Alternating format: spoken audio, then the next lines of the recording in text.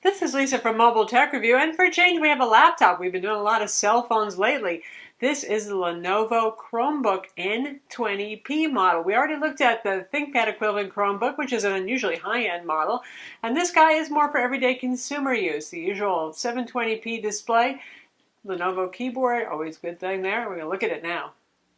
Well, this is something you don't see every day with Chromebooks exactly, right here laying just smack dab flat on the table.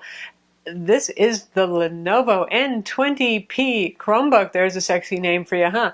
This is the consumer alternative to the ThinkPad or the Yoga 11e Chromebook, which is $479. We already reviewed that one, and it looks like, well, a baby ThinkPad. So this guy here, obviously, it does flat. It does normal laptop. It has a 300-degree hinge, so it doesn't do the full yoga. It's like the Flex line by Lenovo, where you get 300 degrees. It's always a funny thing with them. You pay less, you only get 300 degrees. You pay more, you get 360 degrees. For those of you who really want to fold this flat as a tablet, well, I'm sorry, it doesn't go any tighter than this. However, this is kind of versatile. You know, presentation mode right here. And just like the Flex and Yoga line, the keyboard does face against the table here, so you can do presentation mode. It's kind of nice. Set up on the table, you don't need a stand. None of that would make any sense if it didn't have a touchscreen. It has a touchscreen. Again, not the most common thing. Acer has a touchscreen Chromebook. There's a few out there, not too much. Now, Chrome is not the biggest, Chrome OS, on supporting touch, but it does work. I wouldn't say that things like the little close boxes and stuff are optimized for it, but hey, it's pretty trendy now. We have all our touchscreen devices, but I'm sure Chrome will evolve eventually to support it better. The other thing we can say about this guy is it is more expensive than the average Chromebook, and you're paying for that hinge and that touchscreen. List price for the entry-level model, which is what we have here, is $329. So, you know, Chromebooks, one of the hallmarks is they are very inexpensive, so that's a bit more than the ones that are at $199 or so, obviously. Now, you might find it less. Some retailers do, well, discount it. What you do get is Lenovo's build quality. Some Chromebooks are kind of like laptop by Fisher-Price, that cheesy netbook feel. This one is, you know, it's not as solid and nice looking, if you like the ThinkPad look, as the Yoga 11e, but it's not bad looking in terms of design and quality. We have our gray matte plastic top right here. Pretty thin. It's got a taper on the side right there. SD card slot full size. That's the power button. Flashes to let you know that it happens to be turned on. USB 2.0 port here. The notch over here is to allow for that 300 degrees of rotation. And on this side here, USB 3.0 port. That's a nice thing to have. Our rectangular style, more modern Lenovo connector, and it comes with a compact charger. Micro HDMI, so you're going to need a little dongle adapter if you want to plug that into your TV, and the usual 3.5 millimeter audio jack. Nothing much to see on the bottom here. Stereo speakers on each corner. Since the air firing down at the table, it does not really do wonders for audio. If you're using it in tent mode, well, it'll help some with that. Reasonably sturdy. For $329, we can only ask so much. Yeah. And our lid has the Chromebook logo and the Lenovo logo on it. So let's take a look inside. Inside it looks, well, kind of like other Lenovo laptops, and that's really not a bad thing. We have the matte black surface right here, a kind of widescreen form factor touchpad. Chromebooks tend to have pretty good touchpads with support for multi-touch. This one doesn't disappoint.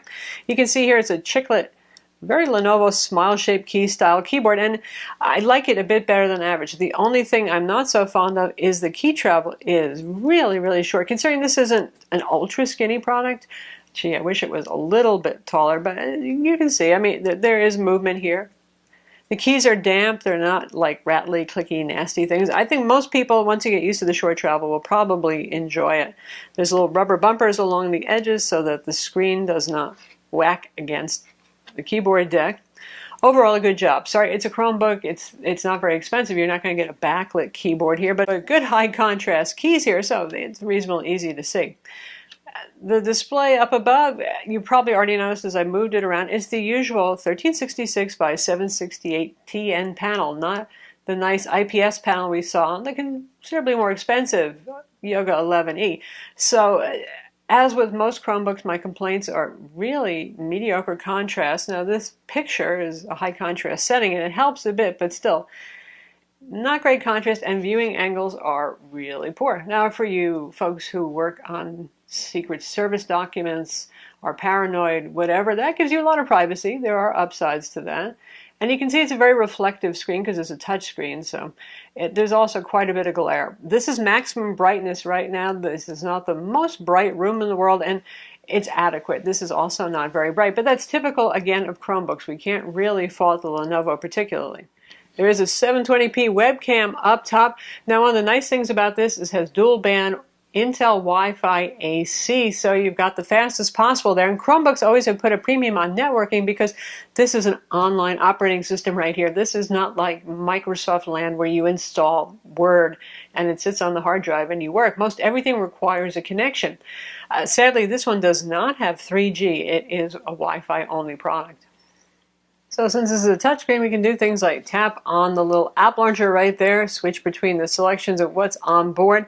You get the idea. And we'll show you a little bit more of that in action in a minute, but let's talk about the rest of the specs. For $329, you get an Intel Celeron processor, the N2830 at 2.16 gigahertz. That's a dual core. If you spend about 20 bucks more, you can go up to the Celeron N2930, which is a quad core at 1.8 gigahertz. These are Bay Trail Intel Atom family CPUs. Sometimes you see i3 Haswell, some Haswell era Celerons. Occasionally you'll see an ARM processor, like even the Tegra, for example. So as horsepower goes, this one is a bit better than the middle of the pack. It's not a bad performer at all. Typically people who buy Chromebooks are not stressing the heck out of them and running 20 tabs on a video chat on Google Talk or something like that. So it's certainly adequate. 2 gigs of RAM. The processor can address more, but so far that's generally what we see on Chromebooks. And 16 gigs of internal storage as a solid state drive. Chrome is meant to be a cloud-driven OS, so you don't usually get a whole lot of internal storage on these. You get a little fast solid-state memory to put some of your files on locally. There is the SD card slot, so if you want to put movies on that or pictures or whatever you want, well, you can do that. It uses Intel HD graphics inside. It also has Bluetooth. It weighs 2.9 pounds, which is about average for Chromebooks, and this is an 11.6-inch display, which again is pretty average for Chromebooks. We've seen some 13-inch ones pop up lately. Toshiba has a nice one, for example, but still the smaller ones seem to be the more common thing. So here's our application launcher right here, and well, we have the Chrome web browser, we have the store, which is actually a web link to something like the equivalent of Google Play Store, only for Chrome applications, Google Search. Gmail is a shortcut to the web interface there. Google Play Music, if you use Android, you're familiar with that. So this stuff is all online. There is, of course, you have Google Docs on here, so you can do your word processing and other stuff. Spreadsheets, for example. Again, notice that that is a web page if we look at the top up here, because that's how Google Docs works. It's an online system. Now, a few things with Photo Editor, using the word processing, you can actually save your documents offline, so you're not totally hosed, say, if you lose your Wi-Fi connection. But to get the most out of this, really, you're going to want to have a ubiquitous internet connection. And it's not too bad, you know. Switching between tabs using touch there, it works just fine, and you can see the selection of applications that are or are not available. No Evernote executable program, but you can use Evernote on the web, just like you can use with a web browser from, well, pretty much any computer. And let's take a look at games. And here's our selection of games: Command & Conquer, Verdun, and Plants vs. Zombies. So there's some things here to entertain. Say if you're getting this not just for yourself, but for your kids to keep them entertained. There's a decent selection of games that are available as well. So you've got your music player, your video player. Video, 720p screen plays 720p video fine. This is not going to play 4K video well. It can manage full HD 1080p video, which makes sense if you're going to use that micro HDMI port on it, for example. And this is Chrome. This is a pretty robust operating system. You really can't mess it up, which is a nice thing. If you're giving this to your technologically challenged grandma, for example, or again, your kids, the system partitions, they really can't write to those things, and it's pretty darn simple. Your status and stuff like that is right there. If you get any updates, it's going to tell you that there's updates available. Restart to update, for example. There's updates with reasonable frequency. So robust idiot-proof, simple, good for those of you who just wanted to do word processing, spreadsheet on the web, maybe a little photo editing, mostly things like watching video. You can use Hulu on this, Hulu Plus. You can use Netflix on this. You can obviously use the Google Play Store and watch any media that's available on Google Play or listen to it as well. Streaming music services, as long as they have a web interface, it's going to work on that. You can't do something like install Photoshop on this, though. Not going to happen. You can use web-based photo editors if available to run on the machine, however. And all manner of web browsing, of course, is going to work well. Here's our website, Mobile Tech Review. Works like it would on any platform whatsoever at this point. And let's take a look at our Moto G 2nd Gen review.